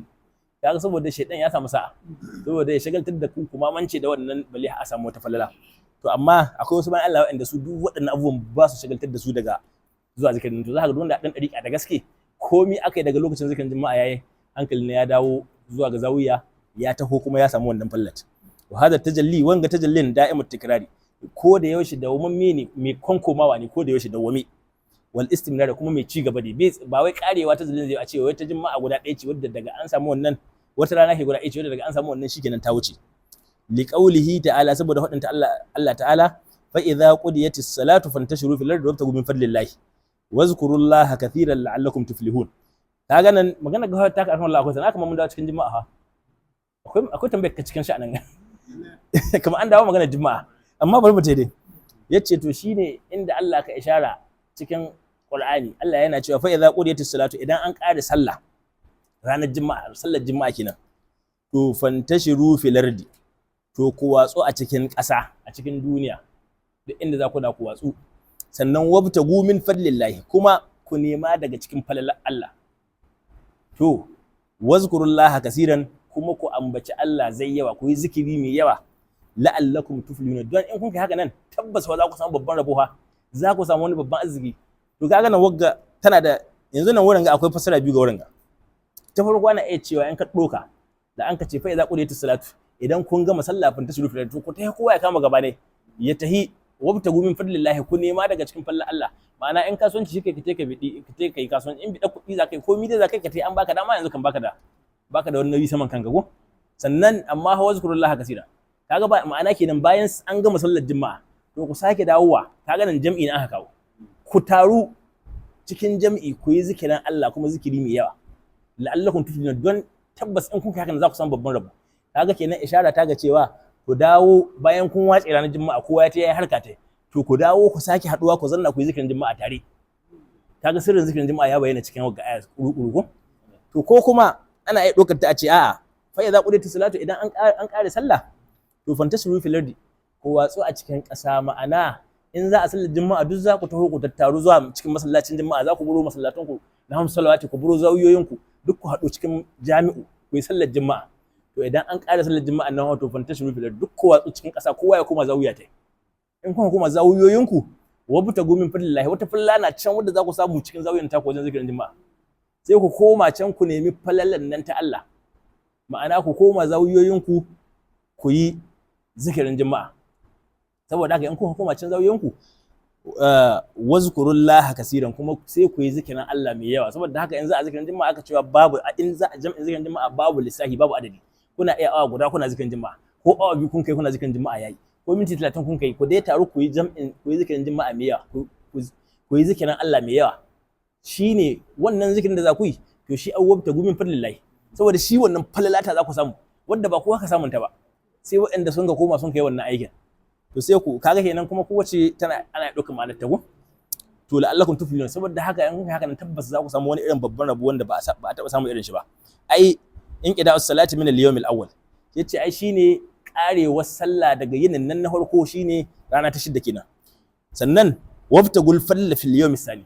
kaga ya dauki wancan fasala ta biyu kenan yace sai ku nemi falala daga cikin wancan yinin na biyu shine rana ta 7 wadda za a ma'ana marecin ranar juma'a kenan wasirru fi shadr al-awwali wasirru fi shadr al-awwali sirrin da aka samu a cikin rabin nan na farko ma'ana a cikin yinin nan na farko to sayrul abdani sayri ne na jikunkuna saboda wannan ibada ta zahiri ce ta zikirin juma'a ta sallar juma'a da za a yi shi yasa aka sa ka'idodi ka yi wanka ka sa turare ka yi mi sannan kuma ka tashi ka tafi can masallacin nan ka yi sallar nan ka dawo kaga sayri ne na jikunkuna shi kuma wa fi shadr sani shi ko a cikin kashi na biyu na yinin nan na juma'a shine rana ta 7 shi ko ana samun sayrul qulubi wal arwah shi ko sayri na zukata aka samu da kuma sayri na ruhi cikin shi aka samu shi yasa shi ko zikirin juma'a yana dauke da sayri na zukata da kuma sayri na ruhuha wa huwa lan qida alahu wa lan taha shi wannan sayrin babu yankewa gare shi kuma bai karewa illa masha Allah shi sayrin ruhi kenan ko to yace wa yafhamu za'iqul isharata fi qawlihi ta'ala me zauki yana fahimtar ishara a cikin fadin Allah ta'ala inda Allah yace ya ayyuhallazina amanu idza nudiya lis-salati min yawmil jum'ati fas'au ila dhikrillahi wa zarul bay' ya ku wanda sun kai imani idan an yi kira a zuwa ga sallah to min yawmil jum'ati a cikin daga cikin yinin ranar juma'a idan an yi kira zuwa ga sallah to fas'au to ku tahi ila dhikrillahi zuwa ga ambaton Allah ko kuma zuwa ga zikirin Allah ma'ana ku tahi ku saurari hudubar liman kuma ku yi sallar juma'a. Wadharul bai' kuma ku bar ciniki, duk wani ciniki da kuka yi na saye da sayarwa to ku aje shi, haramun na daga ayin kiran sallah na biyu to a sake yin wani ciniki ko wani kasuwanci. To wa sirru zalika fi thalathati ahrufin, yace to sirrin wannan yana cikin haruffa guda uku. To wai muna ci gaba da naga ashe lokaci ya tayi hawa. Sura kaɗan? To bari mu gani. Yace sirrin wagga magana, sirrin wagga aya yana nan cikin haruffa guda uku waɗanda a cikin wannan ayat. Yace na farko idza, can da anka ce ya ayyuhal ladina amanu idza, to sirrin farko kenan. Yace ita wannan idza din allati tafidu tikrar wal istimrar, ita wannan harafin na idza yana nuna kwankomawa wal istimrar da kuma ci gaba. Ma'ana sirrin zai ta kwankomawa duk sati, duk juma'a za a sake haka nan, kuma zai dore, za a yi illa masha Allah. Sannan min, ita kuma wannan da anka ce idza nudiya lis-salati min yawmil jum'ati, yace shi kuma wannan harafin na min yana nuna al-ibtida'iyya, shi kuma yana nuna farawa. Ma'ana sai ranar juma'a sannan wannan sirrin ka fara, in ba juma'a ba a samu. Yana farawa na daga wannan yinin na juma'a. Ila, shi kuma harafin na ila da anka ce min yawmil jum'ati fas'au ila zikrillahi, ku tahi zuwa ga, to ila ita kuma tana ishara ne allati lil gayati, ita kuma tana ishara ne zuwa ga iyaka, ma'ana har zuwa min yawmil jum'ati fas'au ila zikrillahi, ku tahi zuwa ga zikirin Allah. To wai wa'anga harufan guda uku to suna ishara ga sirrin da ita juma'a take dauke da shi. Wa bidayatu sayri min dulu'il fajr, abinda a farkon sayrin nan shine daga hudowa alfijiri ila intihai salatul jum'ati zuwa karewar juma'a. Yajharu fiha bil qira'ati, yujharu ana bayyanawa fiha a cikin ta bil qira'ati da karatu, listiwa'i sirraini, saboda daidaituwar sirrora guda biyu. Shine sirru fardaniyatil asma'i, sirri na fardaniya ta sunaye. Sannan wa sirru ahadiyatil jam'i was sifati, da kuma sirrin ahadiyya ta jam'i da kuma siffa. To wai su ne nan sun daidaita, sun zama daidai da juna cikin wanga sirrin na juma'a. Wa ma wara zalika, abinda duk bayan wannan ko kuma gaban wannan, ila gurubi zuwa ga faduwar rana, to fihi sirrul jami'iyyati, shi kuma sirrin jami'iyya shi kuma yana a cikin wannan sirrin, a cikin daga bayan azhar, bayan juma'a zuwa magriba. Kaga sirrin rana ta bakwai kenan. Almundarij fil qudsiyya, wanda shi kuma ka gangarawa har cikin qudsiyya, mai shiga daga nan har shiga cikin qudsiyya. Wa ala hadha sirr, akan wannan sirrin ja'ala salatal jum'ati rak'atani, an ka sanya, to sai mu ce ju'ilahu, an ka sanya sallar juma'a ta zama raka'o'i guda biyu, yuqaddimuha hudubatani, wanda hudubobi guda biyu suka gabata, suka daganta, bi manzilatir raka'atayn, wai suna daidai da sirrin raka'o'in nan guda biyu da an ka kasuwa. Tunda ba a raka'o'i guda biyu, to huduban nan da za a yi guda biyu su an matsayin su. Shi yasa wajibi na mutum ya tsaya saurari sallar, ya saurari hudubar juma'a. Tunda kun san an ce da sai an gama sallah sannan aka zo a yi huduba. Ga ka'ida haka nan take. Amma saboda ganin cewa mutane suna bata wannan sirrin, sai su kama tashi daga an gama juma'a kai a yi huduba, kamar yadda aka sallar idi. Aka sallar idi ita ma wajibi ne an ka gama idi ka tsaya ka saurari huduba. Amma daga an sallame sallar idi sai kowa ya kama tashi. Shikenan sai a yi hasarar idin gaba ɗaya. Wajibi ne a karmaka lahu. Inna lillahi, ai wajibi ta, in baka saurari hudu ba ai baka yi idi ba. To amma kowa za ka ga mutane gaba ɗaya an rafkana, don shi an rafkana tun ana karatu ha, wasu ana ta karatu amma ba a lura, sai dai a tattaya. To hakan na ita ma juma'a take da, sai an yi sallar juma'a an kare sanan limai tashi ya hudu nan guda biyu. To amma na mance wannan nashin alaji ya canza abin da na mance ko mallan ya hadisi ne ma, to shi ya ga cewa ana haɓanna saboda mutane sun ba tsayawa, kaje hotun kusan zamanin ba da wucin manzo Allah cikin sahabbai fa, yagga lalle mutane suna hasarar juma'a gaba ɗaya, saboda daga zaran an sallame juma'a ka halli mai hudu ba sai kowa ya kama tashi na tayati. Sai ya ce kai, sai amma fara yin hudu ba sannan, saboda ya zama da kowa na nan zanne ayi hudu ba sannan a tashi ayi sallah, don ka ayi wannan hasara. Kuma kaga wannan ga ayi babban jihadi, kuma saboda ijtihadin ya kai, kaga kuma gaba ɗaya juma'a ta zama hakan duk duniya. Yanzu ko ina za ka ga ko ina haka aka yi, har ma kowa ya aza haka asalinta. To kaga wannan ai ijtihadi na ba dan karami ba.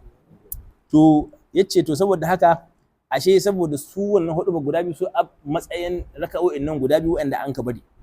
walidhalika la yasluhu quha min al-munfaridi bi khilafi as-salawat al-khams. Shi yasa ita juma'a ba ta ingantuwa ga mutum guda, a ce mutum guda shi ɗaya ya ta yadda mutum na ɗayan sallah shi ɗaya in bai samu jam'i ba. ba ta yiwuwa sabanin sauran salloli na farilla. Haka nan wala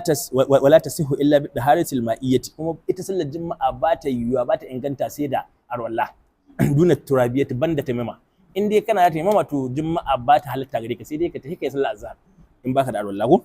Wasirru fi zalika, abinda asirri a cikin wannan, annal ma'rifata hiya allati tarfa'ul hadath, saboda ita ma'arifa wagga ta haƙiƙa ta sana Allah, to ita ka ɗaukake mu mutum hadasi. Saboda abinda a haƙiƙanin hadasi ai najasa ce, ai ganin wani abu wanda ba Allah ba, to shi a hadasi. To in ba ma'arifa mutum ya samu bai fana'i da halara, za a yi ganin ko haka nan, har kullun cikin hadasi yake. To saboda ita ma'arifa ita ka ɗauke mu mutum hadasi. Ita ko shari'atu la tarfa'u illa hukmuhu, ba ta ɗauke komi in ba hukuncin hadasin ba, amma hadasin na nan tare da mutum. Ka kamar yadda in mutum bai da tsalki sai ya yi taimama, amma najasa ce tana nan, rashin tsalki ne yana nan tare da shi, amma sai ta ɗauke mai, ta ba shi dama sai ɗan ibada da zai yi. To wai kamar haka nan na shari'a taka, in mutum ya bi hukuncin shari'a, to shari'a sai dai kawai ta ɗan ɗauke mai hukuncin, a ce to tun da dai duk da hadasin na haƙiƙa baka rubu da shi ba, amma dai tun da dai kana bisa shari'a, to za a ɗaya da aka karɓe ibadar taka.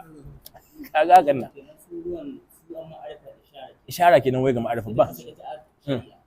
Ita taimama ita shari'a, su kuma arwalla ita a haƙi, ita an ma'arifa. Saboda haka ita wai duk shari'ar da mutum ya tara duniya, to haka take tamkar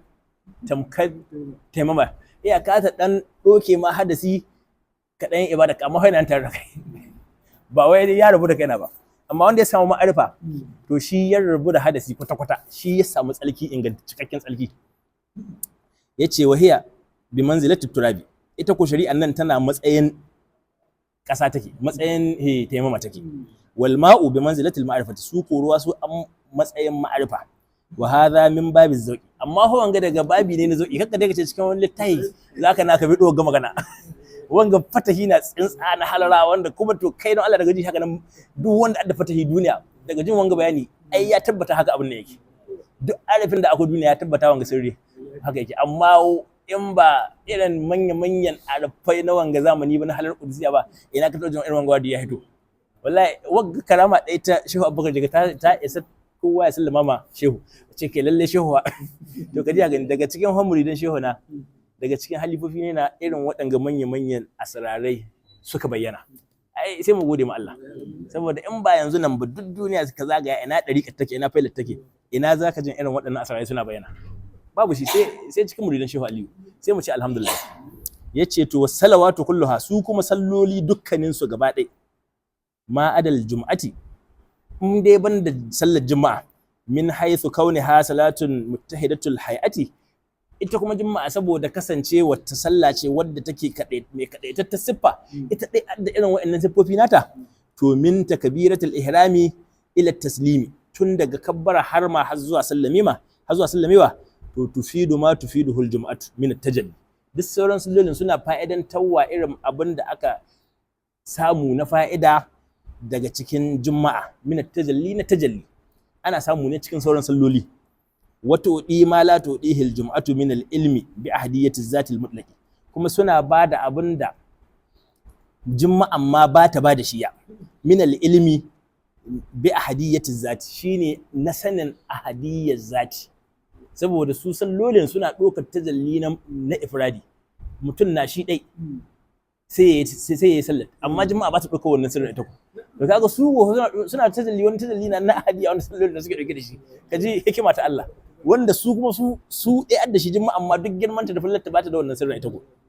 To ka gani, saboda su ɗauke da tajalli na ahadiyya ta zati, wanda yake al-mutlaq, kuma mutlaqi ga mamme ga baki ɗaya, allati la nisbata bainaha wa bain dalbil mumkinati, wadda ita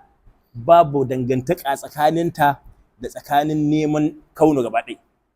Kaga misali, ko babu kaunu, ko babu kowa, kai ɗaya kake, wannan sirrin na sallolin nan guda biyu sai ka kwashe shi gaba ɗaya. Amma in juma'a ta tana neman kaunu, sai an tattara mutane sannan a zo a ce za a yinta. In babu su ba ta yiwa. A ce duk da aka ganin ta kai cikin wani mukami, amma wani gehe na ma'arifa an samu wani nakasi, saboda ita ko ba ta ɗaukar tajallin ifradi. To kaga shi ma nan wata fallata wadda shi kuma Allah ya aje cikin hamsu salatu su kuma. Wali zalika tasihu lil munfarid, saboda haka su sallolin na farilla guda biyar taka inganta ga mutum guda shi dai yayi ta kuma cikin sirrin ta ya kammala gare shi. Sannan wa yubtada'u jam'uha bitasniyat, kuma ana fara jam'in ta da mutum biyu dai, daga an samu mutum biyu sai su yi jam'i. To kaga wa'anga asrarin su kuma su ne sallolin farilla guda bai sun ka keɓanta, wanda su kuma sallar juma'a ba ta da shi, duk yadda an kai ba ta samu ne. Shi kuma bi khilafi salatil jum'ati, to sabanin shi kuma sallar juma'a ba ta da wanga sirri. To ashe yasa duk yadda kaga an ce abu gashi kamar ya samu dan wani nakasi, ashe kuma dan kana kamar yadda yanzu kana ganin misali mata wajen ibada sai kaji an ce mace ba ta zuwa masallaci wajen sallar jam'i, ba ta zuwa sallar juma'a, sannan in ba ta da tsarki kaga duk ba ta yin sallah, ba ta ibada, kaga sai a ɗauka shi kamar ta samu nakasi. To amma kuma in ka koma kuma wani babi sai ga to nakasin yana ta falala ce ta samu, tunda ita karan kanta mace ta jallinta na jam'i na, ita jam'i ta da kanta, tunda ai tana iya ɗaukar yanzu tana yiwa ga ta nan tsaye amma akwai ɗa cikin ta, to su bi ba an samu jam'i ba. To saboda haka ko da ɗan babu shi ga zahiri amma can gaba ɗin dai akwai shi, saboda haka cikin tajallin jam'i take ko da yaushe. To shi yasa mace ba ta da buƙatar ta tayi ta bai ɗoni su haɗu a jam'i. To shi yasa sai dai duk sanda mace kana ganin ta ga ta nan ta yi sallar ta ita ladan jam'i gare ta, kai ko namiji in kai zanna ka kiza jam'i sai ka samu zunubi. To kaga ashe wannan nakasin bai zama falla gare ta ba. To ka gani an ka ce ba sai ta yi juma'a ba, to rashin zuwa juma'a in ta zanna ta azhar in ta sai ta hikila da amma ka tara saboda sai ta samu falla lahiya lau. To kaga wani abu sai aka kamar nakasi ne, amma kuma Allah ya aje wata falla ciki ne wadda adda girma. To kaga haka abun yake. To ai lokaci ko yanzu ya ma ja sosai, sai mu tsaya nan mu tashi faslun fil isharati fi wujubiha wa shuruɗi wujubiha wa bayani annaha tadlubu kamal al-ma'rifati. To akan bayani akan juma'a da isharar da ta kai, da isharar da juma'a kai, da sharuɗinta da wajibcinta.